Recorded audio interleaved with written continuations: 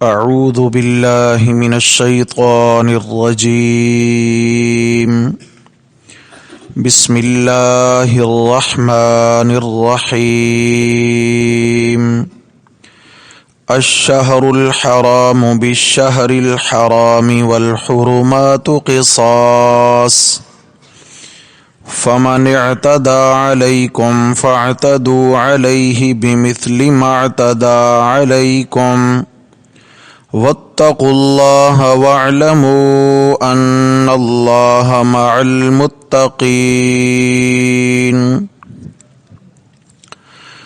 الشهر الحرام بالشهر الحرام، حرمت والا مہینہ مقابل ہے حرمت والے مہینہ کے. والحرمات قصاص، اور ادب رکھنا ہے برابری میں. فمن اعتدى عليكم فاعتدوا عليه بمثل ما اعتدى عليكم، پس جس کسی نے زیادتی کی تم پر تو تم بھی اس پر زیادتی کرو جتنی اس نے تم پر زیادتی کی. واتقوا اللہ، اور اللہ سے ڈرتے رہو. وَاعْلَمُوا أَنَّ اللَّهَ مَعَ الْمُتَّقِينَ، اور جان رکھو کہ بے شک اللہ تعالی پرہیزگاروں کے ساتھ ہے. وَأَنفِقُوا فِي سَبِيلِ اللَّهِ، اور خرچ کرتے رہو اللہ کی راہ میں. وَلَا تُلْقُوا بِأَيْدِيكُمْ إِلَى التَّهْلُكَةِ، اور اپنے آپ کو ہلاکت میں مت ڈالو. وَأَحْسِنُوا، اور دل سے نیکی کیا کرو. إِنَّ اللَّهَ يُحِبُّ الْمُحْسِنِينَ، بے شک اللہ تعالی پسند فرماتے ہیں دل سے نیکی کرنے والوں کو. صدق اللہ، ومن اصدق من اللہ قیلا. اللہم صل علی سیدنا و مولانا محمد وعلی آل سیدنا و مولانا محمد وبارک وسلم علیہ.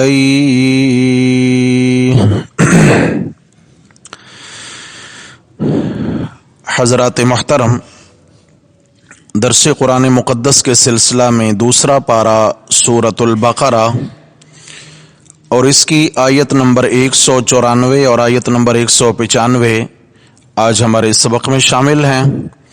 اللہ جل شانہ ہم سب کو قرآن مجید کے حقائق تسلیم کرنے اور عمل میں لانے کی توفیق نصیب فرمائیں.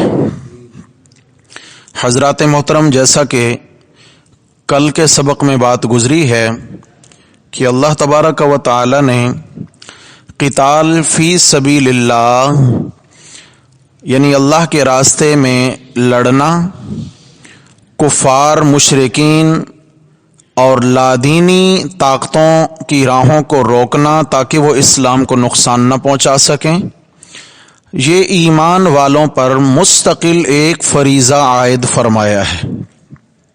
نماز، روزہ، حج، زکوٰۃ یہ دین کے فرائض ہیں. اسی طرح قتال فی سبیل اللہ یہ بھی دین کا اہم فریضہ ہے. لیکن قتال فی سبیل اللہ کا مقصد کیا ہے؟ اللہ کے دین کی پہرے داری، چوکی داری، تاکہ اللہ کا دین محفوظ رہے، اللہ تعالی کے دین کو قبول کرنے والے مسلمان محفوظ رہیں. جس دھرتی پہ اللہ کا دین نافذ ہے وہ دھرتی محفوظ رہے تاکہ آزادی سے ایمان والے اللہ کی عبادت بجا لا سکیں. کل کے سبق میں یہ بات عرض کی تھی کہ قتال 3 شرطوں کے ساتھ ہے. اگر آپ کو بات یاد ہو، نمبر 1، کسی بھی کافر پر حملے کے اعتبار سے پہل نہیں کرنی. ہمیشہ مدافعانہ رنگ میں لڑائی لڑنی ہے، اپنے دفاع میں، اپنے تحفظ میں جنگ لڑنی ہے. کفار اگر پہل کریں تو پھر ڈٹ کے ان کا مقابلہ کرنا ہے. اور کن کے ساتھ لڑنا ہے؟ 3 طرح کے دشمن ہوتے ہیں. ایک وہ دشمن ہیں جنہوں نے لڑائی کا آغاز کیا اور میدان جنگ میں اترے جنگ لڑنے کے لیے. دوسرے وہ جنہوں نے ان کی پشت پناہی کی، مالی اعتبار سے یا فوجی اعتبار سے یا اسلحہ کے اعتبار سے پشت پناہی کی. نمبر 3 وہ کفار جو ان جنگجو کفار کو جنگ کے حربے بتا رہے ہیں، جنگی اعتبار سے ان کو رہنمائی دے رہے ہیں.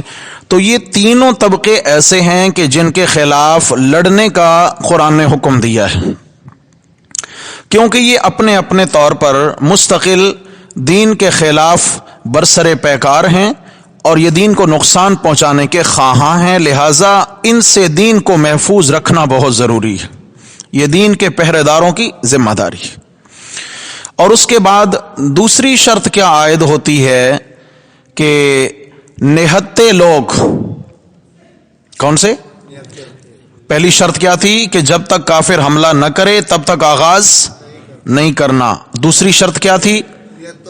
نہتے لوگوں پر ہاتھ نہیں اٹھانا. نہتے لوگوں پر ہاتھ نہیں اٹھانا، مثلا اسلحہ نہ ہو، عورتیں ہیں، بچے ہیں، بوڑھے ہیں، یا ہیں تو جوان لیکن انہوں نے اسلحہ نہیں اٹھایا ہوا، وہ لڑنے کے لیے نہیں ہیں یا کسی سازش کا حصہ نہیں ہیں.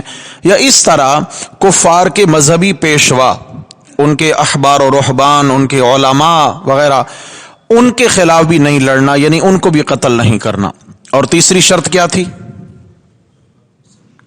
ماشاءاللہ جی نہیں، یہ تو بات ہو چکی جی.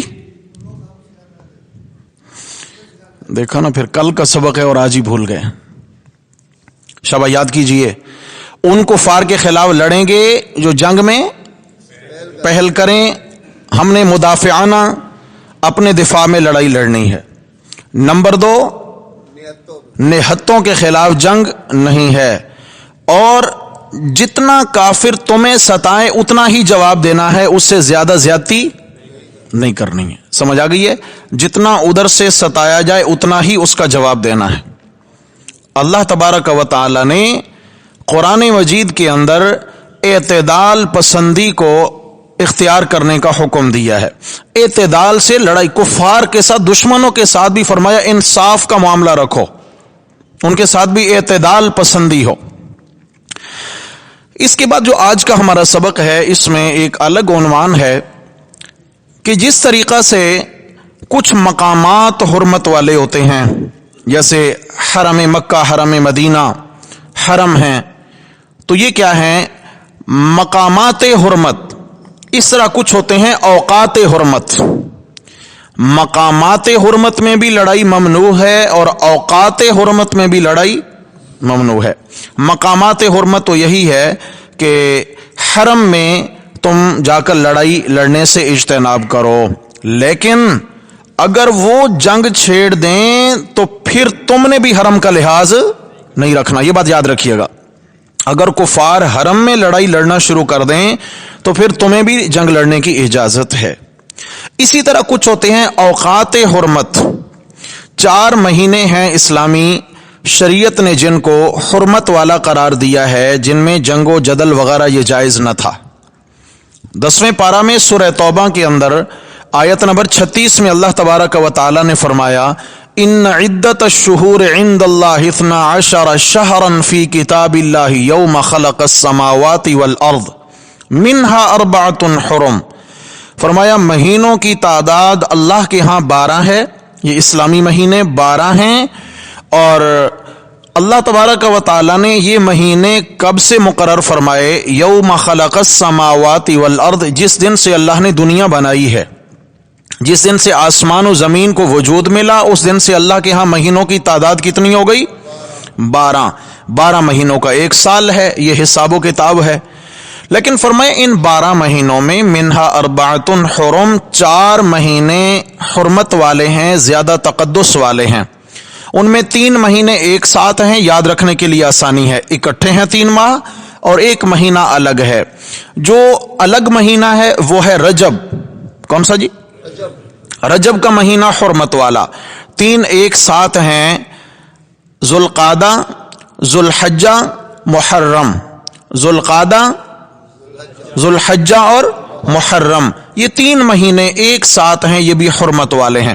تو فرمایا منہا اربعۃ حرم، یہ 4 مہینے یہ اوقات حرمت ہیں، جیسے عرض کیا مقامات حرمت اور اوقات حرمت۔ مقامات حرمت پر بھی تم ان سے لڑائی میں پہل نہ کرو، لڑائی نہ لڑو، اجتناب کرو کہ ان کو مقامات حرمت سے باہر لاؤ، باہر لے کے آؤ ان کو، تاکہ اللہ تعالیٰ کے تقدس والے مقامات کی جو ہے نا توہین نہ ہو، پامالی نہ ہو۔ لیکن اگر وہ خامخواہ جنگ چھیڑتے ہیں وہیں اندر رہ کر، تو پھر تمہیں جنگ لڑنے کی اجازت ہے۔ اسی طرح حرمت والے مہینوں کے اندر بھی جنگ ممنوع تھی، لیکن اگر کفار انہی مہینوں کے اندر جنگ چھیڑ دیں تو پھر تمہیں اپنے دفاع میں لڑنے کی ان مہینوں میں کیا ہے؟ اجازت۔ اس آیت کریمہ میں یہی بات بیان فرمائی، الشہر الحرام بالشہر الحرام، فرمایا حرمت والا مہینہ تو مقابل ہے حرمت والے مہینے کے۔ کیا مطلب ہے؟ اگر وہ حرمت والے مہینے کا پاس رکھیں گے تو تم بھی حرمت والے مہینے کا پاس رکھنا، اگر انہوں نے اس مہینے کا پاس نہ رکھا تو پھر تم بھی ہاتھ پہ ہاتھ دھر کے نہ بیٹھے رہنا۔ اصل معاملہ یوں پیش آیا کہ رسول اللہ صلی اللہ علیہ وسلم سن 6 ہجری کو ذوالقعدہ کے مہینہ میں احرام پہن کر 1400 صحابہ کرام کے ساتھ اور ازواج مطہرات بھی ساتھ تھیں، عمرہ کی غرض سے تشریف لے گئے مکہ معظمہ، مدینہ طیبہ سے مکہ معظمہ عمرہ کی غرض سے تشریف لے گئے۔ کفار کو جب پتہ چلا کہ مسلمان عمرہ کے لیے آئے ہیں تو انہوں نے حدیبیہ کے مقام پر، یہ مقام شمیسی یہ چند میل کا فاصلہ ہے بیت اللہ سے، روک لیا گیا۔ آپ صلی اللہ علیہ وسلم کو روک لیا گیا، اور جب آپ علیہ الصلوۃ والسلام نے وہاں حدیبیہ کے مقام پر پڑاؤ کیا تو انہوں نے رات کے اندھیرے میں تیر بھی پھینکے، سنگ باری بھی کی اور مسلمانوں کو ستانا بھی شروع کیا، یعنی جنگ کے لیے اکسانے لگے۔ آپ صلی اللہ علیہ وسلم ہر حال میں اجتناب فرما رہے تھے کہ ایک تو ہم حرم کے قریب پہنچے ہوئے ہیں اور دوسرا مہینہ حرمت والا ہے۔ کون سا مہینہ تھا جی؟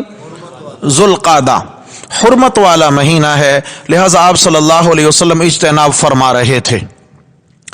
لیکن جب آپ صلی اللہ علیہ وسلم نے حضرت عثمان ابن عفان رضی اللہ عنہ کو مذاکرات کے لیے ان کے پاس بھیجا کہ عثمان تم مکہ میں جاؤ اور جا کر مکہ والوں سے بات کرو کہ ہم لڑنے کے لیے نہیں آئے ہیں، پرامن طریقہ سے ہم عمرہ کر کے واپس چلے جائیں گے، لہٰذا تم جنگ کا ماحول نہ بناؤ۔ حضرت عثمان رضی اللہ تعالیٰ عنہ مذاکرات کے لیے تشریف لے گئے اور 3 دن تک بات چیت چلتی رہی، لیکن بات بن نہ سکی، وہ کسی بات میں آئے نہ، بات بن نہ سکی کہ عمرہ کے لیے اجازت دی جائے۔ حضرت عثمان رضی اللہ تعالی عنہ کو انہوں نے کہا کہ آپ جتنا جی چاہے طواف کریں، کر سکتے ہیں، آپ کو اجازت ہے، کیونکہ آپ کے اہلیان مکہ پر بڑے احسانات ہیں، لیکن رسول اللہ صلی اللہ علیہ وسلم کو ہم اجازت نہیں دے سکتے۔ تو حضرت عثمان رضی اللہ عنہ نے فرمایا کہ جب تک میرے پیارے آقا صلی اللہ علیہ وسلم عمرہ ادا نہیں فرمائیں گے، عثمان تب تک بیت اللہ کا طواف نہیں کرے گا۔ میں اللہ کے نبی صلی اللہ علیہ وسلم کا قاصد بن کر کے آیا ہوں۔ شیطان نے یہ افواہ پھیلا دی کہ حضرت عثمان رضی اللہ تعالیٰ عنہ کو شہید کر دیا گیا ہے۔ جب یہ خبر مسلمانوں کے لشکر میں پہنچی تو لازمی بات ہے، قاصد کا ویسے بڑا احترام ہوتا ہے اور قاصد پہ ہاتھ اٹھانا تو کسی بھی معاشرے میں جائز نہیں سمجھا جاتا، ہاں جی، اس کو اچھا نہیں سمجھا جاتا ہے۔ اور اس طرف یہ ہے کہ آپ صلی اللہ علیہ وسلم کے داماد حضرت عثمان ابن عفان رضی اللہ تعالیٰ عنہ، آپ صلی اللہ علیہ وسلم کو جب پتہ چلا تو آپ نے تمام صحابہ کو جمع کر کے فرمایا، پہلے تو ہم عمرہ کرنے کے لیے آئے تھے، لیکن اب عمرہ نہیں، اب ہم حضرت عثمان کے خون کا بدلہ لینے کے لیے پیش قدمی کریں گے۔ اور کون کون ہے جو حضرت عثمان رضی اللہ تعالیٰ عنہ کے خون کا بدلہ لینے کے لیے میرا ساتھ دینا چاہتا ہے، بیعت کرے، کس نے پیچھے رہنا تھا؟ तमाम सहाबे किराम ने बैत की। सूरह फतह के अंदर तफसीलात मौजूद हैं। लक़द रज़ियल्लाहु अनिल मुअमिनीन इज़ युबायिऊनका तहत अश-शजरा, अल्लाह ताला राजी हो गए उन सब लोगों से जिन्होंने एक दरख्त की छांव तले आप सल्लल्लाहु अलैहि वसल्लम के हाथ पे बैत की थी, हजरत उस्मान के खून का बदला लेने के लिए। तवज्जो है जी। एक शख्स के खून का मामला था, बोलिए जरा, हजरत उस्मान रजी अल्लाह अन्हु, एक शख्स के खून का मामला था। एक मोमिन का खून कितना मुकद्दस है कि आप सल्लल्लाहु अलैहि वसल्लम ने खुद भी तैयारी पकड़ ली और अपने 1400 जानिसारों को बैत इसलिए कराई कि हमने हजरत उस्मान के जो मजलूमाना कत्ल है और उनका खून है उसका हम बदला लेंगे। तो मालूम यह हुआ कि इस्लाम अपने एक एक कारकुन के खून का तहफ़्फ़ुज़ चाहता है जी। इस्लाम में एक एक कारकुन के खून का तहफ़्फ़ुज़ है, उसकी नामूस का तहफ़्फ़ुज़ है। उसके लिए बड़ी से बड़ी ताकत भी अगर दांव पे लगाना पड़ जाए तो कोई हर्ज की बात नहीं है। इस्लाम के अपने ज़ाब्ते हैं। आज देखिए कहां पे मुसलमान का खून पानी की तरह नहीं बहाया जा रहा। इराक में देखें, बोस्निया में देखें, चेचनिया में देखें, कश्मीर में देखें, फिलिस्तीन में देखें, शाम में देखें और अफगानिस्तान में देखें। कौन सा खित्ता है जहां आज मुसलमान का खून पानी की तरह नहीं बहाया जा रहा है। लेकिन अफसोस कि उम्मत मुस्लिमा के हुक्मरान इतने ममालिक मुसलमानों के हैं, सब जो है ना वो जनाब अली अपनी अपनी तान के सो रहे हैं, किसी को कोई परवाह नहीं है। लेकिन मेरे भाइयों बात याद रखना, अल्लाह तबारक व तआला ने अगर इज्जत किसी कौम को दी है तो जिहाद की बरकत से दी है। किससे? जिहाद की बरकत से दी है। जिहाद ये मोमिन का तुर्रा इम्तियाज है। जिहाद मोमिन की गैरत है। जिहाद मोमिन की दलेरी है। जिहाद ही का रोब होता है काफिर पर। जिहाद का रोब होता है काफिर पर। तो चुनांचे आप सल्लल्लाहु अलैहि वसल्लम ने कह सकते थे कि चलें एक हजरत उस्मान के लिए मैं 1400 को क्यों दांव पे लगा दूं, हम तो जंग की तैयारी से भी नहीं आए हैं। लेकिन नहीं, इस्लाम के अपने कवायद और ज़ाब्ते होते हैं। आप सल्लल्लाहु अलैहि वसल्लम ने 1400 सहाबा को कुर्बानी के लिए तैयार कर लिया। लेकिन बात तो कुछ और थी। बाद में पता चला कि हजरत उस्मान तो माशाअल्लाह से जिंदा हैं और ये खबर वैसे ही किसी ने उड़ा दी थी। एक तो यहां ये मसला खुलकर हमें मालूम हो गया कि अल्लाह के रसूल आलिमुल गैब थे। जी बोलो भाई, आप सल्लल्लाहु अलैहि वसल्लम आलिमुल गैब थे कि 3 मील के फासले पर, मक्का से सिर्फ 3 मील के फासले पर पड़ाव है और जनाब वहां पे खबर उड़ जाती है कि हजरत उस्मान को शहीद कर दिया गया। आप अलैहिस्सलाम उनके बदला के लिए तैयारी कर रहे हैं, 1400 सहाबा की बैत ले रहे हैं और कुरान की आयत आ गई कि जिन्होंने बैत की मैं अल्लाह उनसे राजी हो चुका हूं। असल तो इम्तिहान था ना कि कौन कौन इस कठिन वक्त में मेरे नबी का साथ देता है और फिर मैं अल्लाह की जानिब से उन सबको रजा का सर्टिफिकेट मिलता है। तो मेरे भाइयों फिर मसला खुल के हल हो जाता है यहां पर कि 3 मील का फासला तो ज्यादा फासला है। बीच में अगर एक पर्दा भी हायल हो, एक दीवार भी हायल हो, जब तक अल्लाह इत्तला न दे तो कोई खुद जान सकता नहीं है। गैबदान सिर्फ कौन है? आलिमुल गैब सिर्फ कौन है? आप सल्लल्लाहु ताला अलैहि वसल्लम ने फिर जंग का इरादा मुलतवी फरमाया और उसके बाद मुज़ाकरात और सुलह की जानिब पेशकदमी फरमाई। तो सुलह में यह बात तय पाई कि मुसलमान इस साल वापस चले जाएं, इस साल उम्रा नहीं करेंगे, आइंदा साल उम्रा करने के लिए आएंगे और उसमें कुछ मजीद भी शराइत ऐड की गई। आइंदा साल उम्रतुल क़ज़ा होगा। आप सल्लल्लाहु अलैहि वसल्लम आइंदा साल उम्रा की तैयारी से चलने लगे। बाज़ सहाबा के दिलों में ख्याल आया कि पिछले साल की तरह अगर कुफार ने फिर वही हरकत दिखाई और हमें सताना शुरू किया, पत्थर बरसाए, तीर बरसाए, तो इधर तो जनाबेली फिर वही हुर्मत का मामला है, मकामे हुर्मत है, वक्त हुर्मत है, तो क्या होगा? तो ये आयत करीमा नाजिल हुई। फरमाया अश-शहरुल हराम बिश-शहरिल हराम, घबराना नहीं, अगर वो हुर्मत वाले महीने का ख्याल रखें तो तुम्हें भी रखना है, अगर वो ख्याल न रखें तो फिर तुम पर कोई पाबंदी नहीं है, फिर तुमने भी अपने दिफा में लड़ना है। वल हुरुमात क़िसास, फरमाया ये जो अदब रखना होता है ये बराबरी का सौदा है। क़िसास का माना भी बराबरी होता है ना। वल हुरुमात क़िसास, ये जो अदब रखना है जगहों का, महीनों का, फरमाया ये तो बराबरी का सौदा है, अगर वो रखेंगे तो आप भी रखना। फमन अतदा अलैकुम, जो तुम पर ज्यादती करे, چاہے حرمت کی جگہ ہو، حرمت کا مہینہ ہو، جو تم پر زیادتی کرے فاعتدوا علیہ، تم بھی اس پر زیادتی کرو۔ اب زیادتی تو بری چیز ہے، یہ عرب کا ایک قاعدہ ہے کہ فعل کو مثل فعل تعبیر کر دیا جاتا ہے۔ اصل میں یہ مقصد نہیں ہے کہ وہ گناہ کریں تو تم بھی گناہ کرو، مطلب یہ اگر وہ زیادتی کریں تو تم ان سے اتنا بدلہ لے سکتے ہو، اتنی زیادتی کا تم ان سے کیا لو، بدلہ لو۔ پھر آگے فرمایا کتنا بدلہ، بِمِثْلِ مَا اعْتَدَىٰ عَلَيْكُمْ، جتنا انہوں نے تمہارے ساتھ زیادتی کی ہے تم بھی اتنا ہی ان سے بدلہ لو۔ یہاں پر انصاف سکھایا، مشرکین ہیں، کفار ہیں، لیکن نا انصافی کا سلوک ان کے ساتھ بھی نہیں ہونا چاہیے۔ سبحان اللہ، اسلام کتنا خوبصورت دین ہے، کتنا خوبصورت دین ہے۔ اسلام اعتدال پسند ہے، یوں نہیں کہ جذبات میں آگے بڑھا تو بڑھتا ہی چلا گیا، ایسا نہیں ہوتا ہے، بلکہ ایک حد مقرر ہے، اعتدال پسندی ہے اسلام کے اندر۔ خیر الامور اوسطھا، سب سے بہترین کام وہ ہیں جن میں میانہ روی ہوتی ہے، افراط و تفریط کا شکار نہیں ہوتے ہیں۔ فرمایا یہ کیسے ہوگا انصاف، واتقوا اللہ، اللہ سے ڈرتے رہنا۔ کیسے؟ دل میں اللہ کا خوف رکھنا، اللہ کا تقوی، پرہیزگاری، اللہ کا خوف دل میں ہو تو عمل آسان ہے۔ وَاعْلَمُوا أَنَّ اللَّهَ مَعَ الْمُتَّقِينَ، اور فرمایا جان رکھو، یقین رکھو کہ اللہ کی مدد پرہیزگاروں کے ساتھ ہوتی ہے، ظالموں کے ساتھ نہیں ہوتی۔ کوئی ظلم کرے، کوئی زیادتی کرنے لگے، اس کے ساتھ سے اللہ کی مدد پیچھے ہٹ جاتی ہے۔ ایسے ہی مسئلہ ہے، اگر دو لوگ آمنے سامنے ہیں، ایک شخص زیادتی کر رہا ہے، ایک شخص زیادتی کر رہا ہے، گالم گلوچ کر رہا ہے، اس کو برا بھلا کہہ رہا ہے، اور ایک بندہ خاموش ہے، ایک بندہ خاموش ہے، اللہ تبارک و تعالی اس کی طرف سے ایک فرشتہ مقرر کر دیتے ہیں جو ترکی بترکی اس کو جواب دیتا رہتا ہے۔ حدیث شریف میں آیا کہ آپ صلی اللہ علیہ وسلم کی مجلس میں حضرت ابوبکر صدیق رضی اللہ عنہ تشریف فرما تھے کہ ایک شخص آیا اور حضرت ابوبکر صدیق رضی اللہ عنہ کو برا بھلا کہنے لگا، تو حضرت صدیق اکبر رضی اللہ تعالیٰ عنہ خاموش رہے۔ نبی علیہ الصلوۃ والسلام مسکرا رہے ہیں، وہ شخص برا بھلا کہہ رہا ہے، آپ علیہ السلام مسکرا رہے ہیں، حضرت سیدنا صدیق رضی اللہ عنہ خاموش ہے۔ آخر کب تک انسان برداشت کرے؟ حضرت سیدنا صدیق اکبر رضی اللہ تعالیٰ عنہ نے بھی کچھ جملے اس کے جواب میں بول دیے، آپ علیہ الصلوۃ والسلام ایک دم سنجیدہ ہو گئے، آپ علیہ السلام کی مسکراہٹ غائب ہو گئی، آپ علیہ الصلوۃ والسلام سنجیدہ ہو گئے۔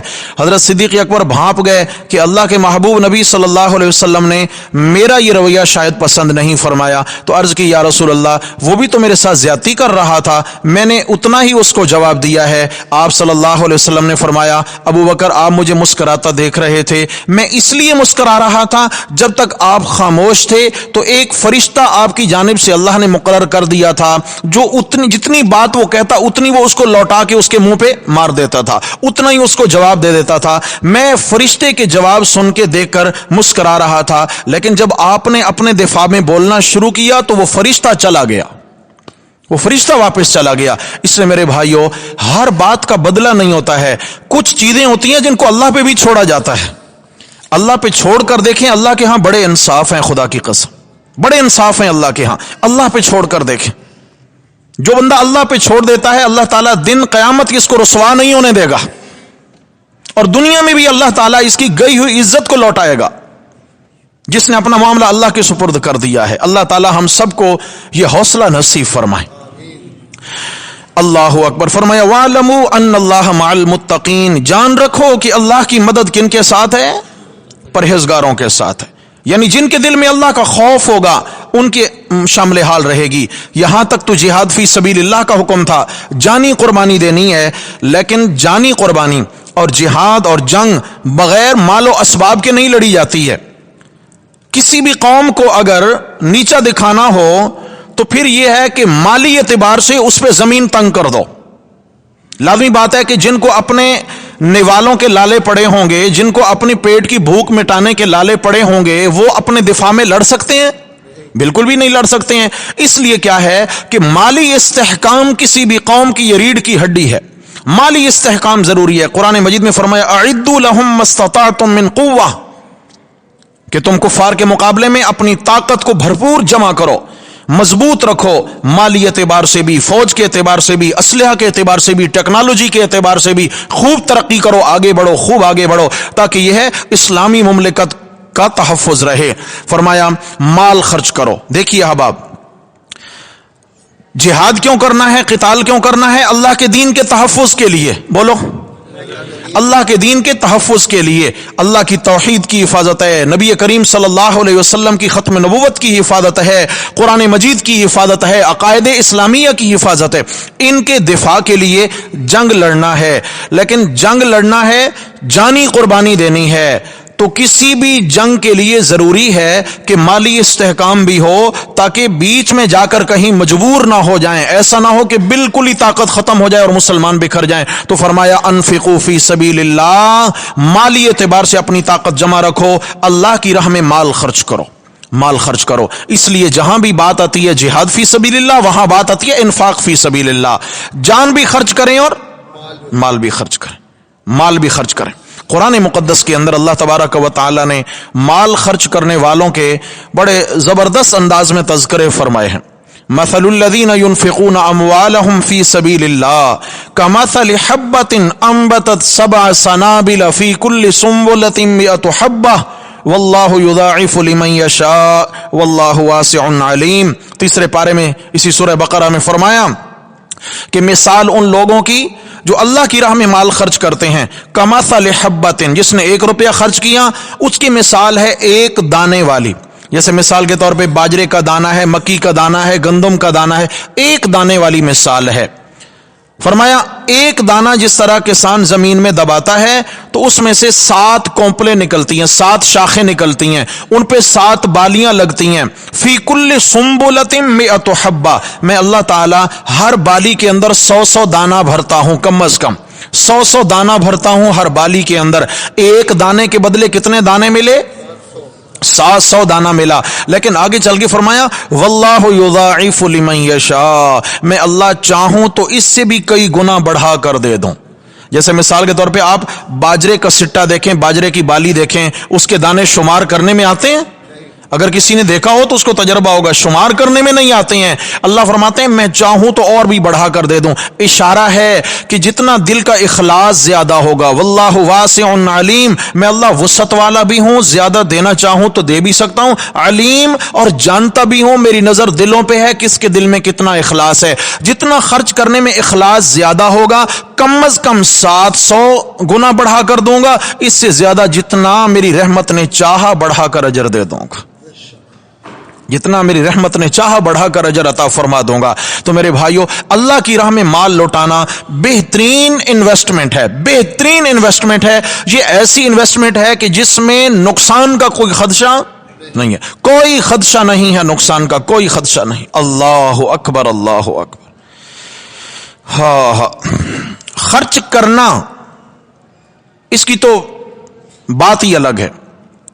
رسول اللہ صلی اللہ علیہ وسلم نے فرمایا من دل علی خیر فلہ اجر کفاعلہ, کہ ایک شخص کسی کو کوئی نیکی کرنے کی صرف ترغیب دیتا ہے کہ بھئی یہ نیکی, مثال کے طور پہ تم یہاں مال خرچ کر دو, یہ اللہ کے راستے میں جہاد کا وقت آ پہنچا ہے, اپنا مال خرچ کرو, یہ فلاں معاملہ ہے اللہ کے راستے میں, یہاں خرچ کرو.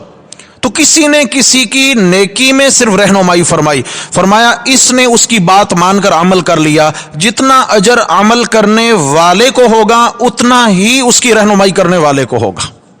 بلکہ کنز العمال ایک حدیث کی کتاب ہے, اس میں ایک حدیث بڑی عجیب ہے, بڑی حوصلہ افزا روایت ہے.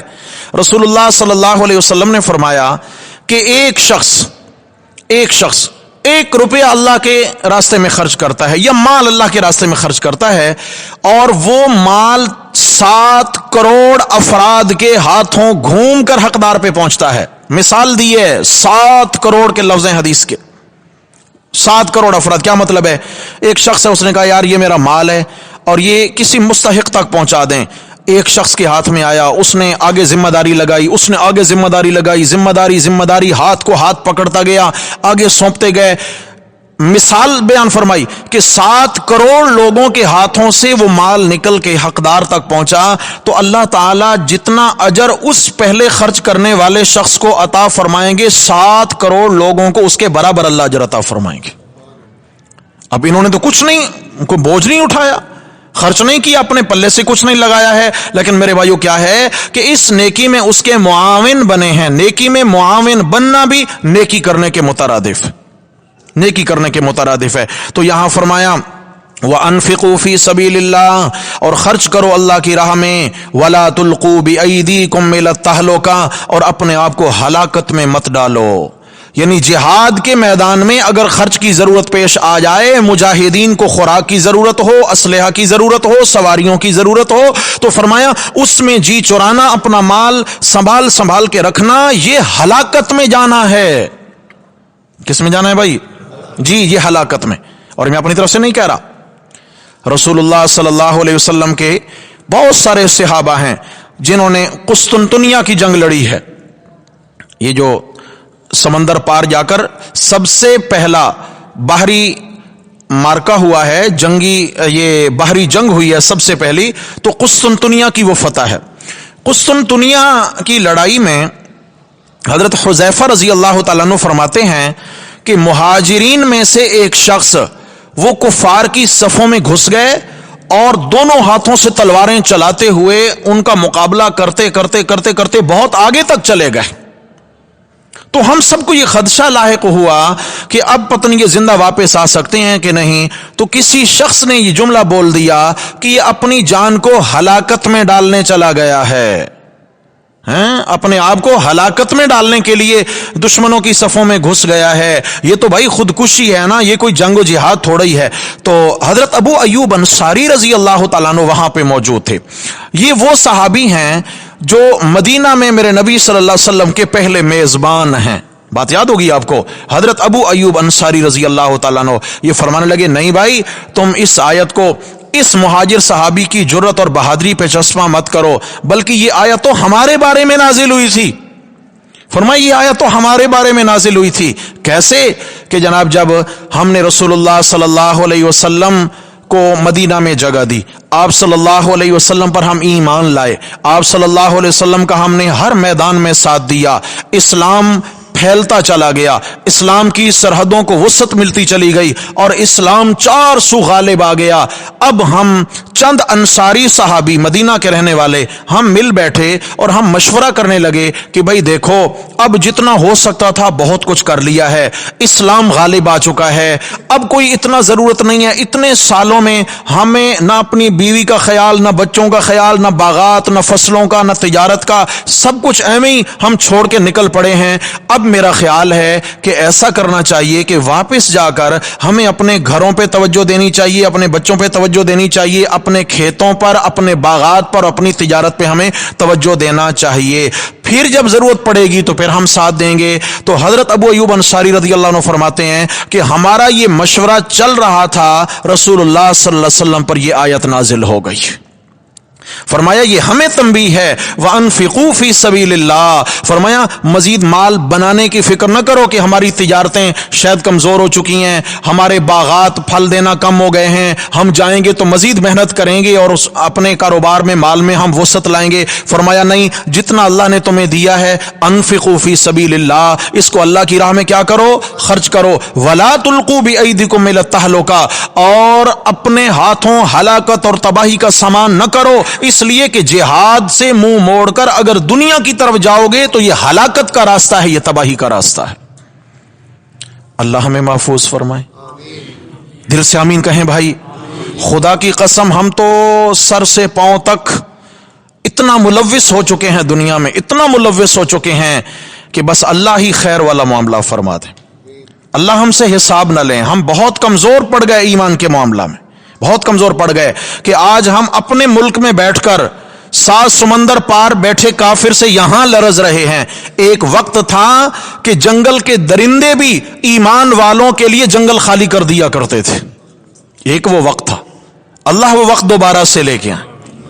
تو چنانچہ فرمایا وَأَحْسِنُوا، یہ مال جو تم نے خرچ کرنا ہے، احسنوا، دل سے نیکی کرو، مانا احسان کرو، اور احسان کا تعلق دل سے ہوتا ہے۔ احسنوا، جو بھی نیکی کرنی ہے اس میں دکھلاوا نہیں کرنا، کسی کو راضی نہیں کرنا کہ جیسے رسول اللہ صلی اللہ علیہ وسلم کا ہم نے بڑا ساتھ دیا تو اللہ کے نبی کو ہم نے راضی کر، فرمایا نہیں، احسنوا، دل پہ نظر کس کی ہے؟ اللہ۔ جس ہستی کی نظر تمہارے دلوں پہ ہے اسی ہستی کو راضی کرنے کی کوشش کرو اور اپنے اعمال میں اخلاص پیدا کرو۔ ان اللہ یحب المحسنین، اللہ تعالیٰ کی مدد، اللہ تعالیٰ کی محبت جو ہے وہ دل سے نیکی کرنے والوں کے ساتھ ہوتی ہے۔ عمل چھوٹا ہوگا مگر دل کی چاہت اور محبت سے ہوگا. ایک حدیث میں آیا اللہ تبارک و تعالی کو سب سے زیادہ پسند وہ نیکی ہے جو اللہ کے لیے کی جائے اور دنیا میں مخلوق میں کسی کو پتہ ہی نہ چلنے دے. اللہ کے لیے کی جائے اور مخلوقات میں کسی کو پتہ ہی نہ چلنے دے. یعنی کیا مطلب ہے؟ نماز پڑھی ہے، نوافل پڑھے ہیں، ذکر کیا ہے، تلاوت کی ہے، مال خرچ کیا ہے، اتنا اس کو خفیہ رکھے، اتنا خفیہ رکھے کہ اللہ کے سوا کسی کو پتہ ہی نہ چلے. کیوں؟ کہ کسی سے داد لینا مقصود نہیں ہے. داد کس سے لینی مقصود ہے؟ اللہ سے لینا مقصود ہے، اللہ سے لینا مقصود ہے. اس لیے فرمایا وَأَحْسِنُوا، دل سے نیکی کرتے رہو، احسان کرو، اپنے ساتھ احسان والا معاملہ کرو. ان اللہ یحب المحسنین. یہاں تک قتال فی سبیل اللہ اور انفاق فی سبیل اللہ کا مسئلہ چلا. اس کے بعد آگے پھر امور مصلحہ، یعنی میری آپ کی اللہ کو اصلاح مقصود ہے، میرے بندوں کی اصلاح ہو جائے. اور اصلاح کا کیا مطلب ہے؟ کپڑے ٹھیک ہوں، ہاں، نئے جوتے مل جائیں سب کو، روٹی کپڑا مکان کا انتظام ہو جائے؟ نہیں. اصلاح کا مطلب ہے کہ میرے بندوں کے دل کی کیفیت ٹھیک ہو جائے. کیا ہو جائے بھائی؟ ہاں، اصلاح احسان یہ دلوں کی محنت ہے. اللہ چاہتے ہیں میرے بندوں کے دلوں کی کیفیات درست ہو جائیں. اس لیے پیچھے روزے کا مسئلہ بیان کیا، وہ بھی امر مصلح تھا، اصلاحی امر تھا. آگے حج اور عمرے کا امر آ رہا ہے، اس کے ذریعے بھی مقصود کیا ہے؟ اللہ چاہتے ہیں میرے بندوں کی اصلاح ہو جائے. جب اصلاح ہوگی تو پھر آگے تبھی قدم بڑھ سکیں گے. اپنی اصلاح ہو جائے گی تو دوسروں کی اصلاح آسان ہوگی. اپنی اصلاح اگر نہیں انسان کر سکتا تو پھر دوسرے کی اصلاح ممکن نہیں ہے. دعا ہے اللہ تبارک و تعالی ہم سب کے دلوں کی اصلاح فرمائے. اقول قولی ھذا استغفر اللہ واتوب الیہ.